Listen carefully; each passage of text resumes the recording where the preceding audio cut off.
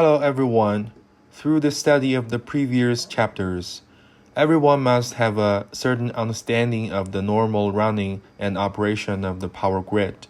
But in the process of power grid operation, the equipment will also appear abnormal, affecting the safe, stable, and reliable operation of the power system. In this lesson, what we will learn is the abnormal phenomenon of the circuit breaker. Let's learn together. What are the types of the abnormal phenomena of circuit breakers? The abnormalities of circuit breakers are mainly reflected in the field: circuit breaker refusal to open, circuit breaker refusal to close, and non-full phase operation of the circuit breaker. First, let's talk about the circuit breaker refusal to open. First, the reason for the circuit breaker refusing to open.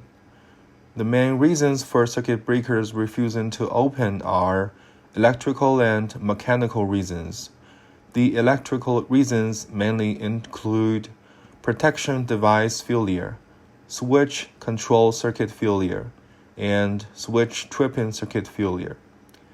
The mechanical reasons include a large amount of air or oil leakage in the switch body, faults in the switch operating mechanism or transmission part, such as low pressure of sulfur hexafluoride gas, causing lock-in and opening, or mechanism jamming, etc. The hazards of circuit breakers refusing to open. The circuit breaker's refusal to open poses a great threat to the safe operation of the power grid, because when a certain component fails, the fault of the circuit breaker's refusal to open cannot be eliminated, which will cause the previous level circuit breakers to trip. That is overstep tripping, or adjacent component circuit breakers to trip, which will expand the scope of power outage accidents and usually cause serious power grid accidents. Let's take a look at an example.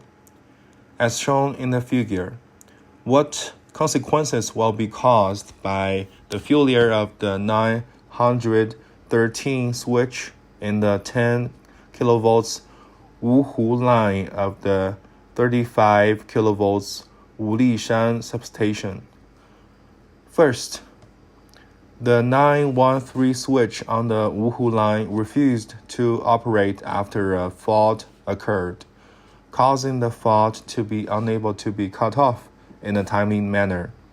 This led to the tripping of the 901 switch and 301 switch of the number 1 main transformer, ultimately resulting in a voltage loss of the 10 kilovolt section 1 of the bus bar. The power outage of the Wuxiang line and Wuyu second line caused a serious power grid accident. In addition to the circuit breaker refusing to open the switch, there were also circuit breakers refusing to close the switch. The circuit breaker refusing to close the switch usually occurs during the closing operation and the reclosing process of the line circuit breaker. Similarly, the reasons for refusing to close the switch can be divided into electrical and mechanical reasons. For example, if a single-phase instantaneous fault occurs in the line, the circuit breaker refusing to close during the reclosing process will cause the power outage of this line, also known as a power outage for users. So, what does the non-full phase operation of a circuit breaker refer to? The non-full phase operation of the circuit breaker refers to the possibility of non-full phase opening and closing of a circuit breaker operated in a split phase. For example, a 220 kilovolts circuit breaker has a function of split phase operation. The possible situation is that the A and C phases are successfully closed, but the B phase is not successfully closed. As shown in the picture, there's a non-full phase sign of the circuit breaker in the information of the 220 kilovolts alarm indicators. If the paging line through this sign, we can know whether the circuit breaker is in a non-full phase state. You must know that the non-full phase of the circuit breaker will cause the non-full phase operation of the line, transformer, or generator.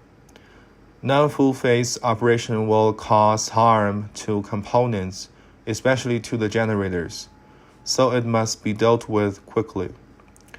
Next, let's take a look at the reasons why the abnormalities of the circuit breakers are common. First, the abnormalities of the body of the circuit breaker.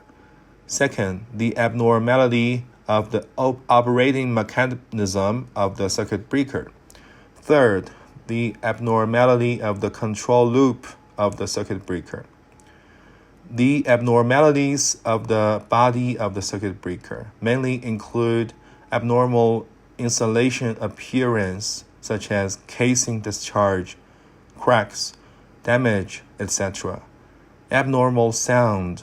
The pressure of the sulfur hexafluoride pressure gauge is reduced to an alarm value or a locked value, and abnormal conditions occur in the arc interrupting chamber or the vacuum chamber.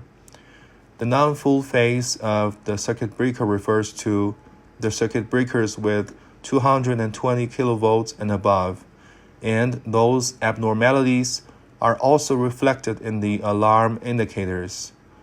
Abnormal spring mechanism, mainly due to the failure of the spring to store energy. Abnormal energy storage circuit, abnormal motor operation, abnormal mechanical part of the mechanism, etc.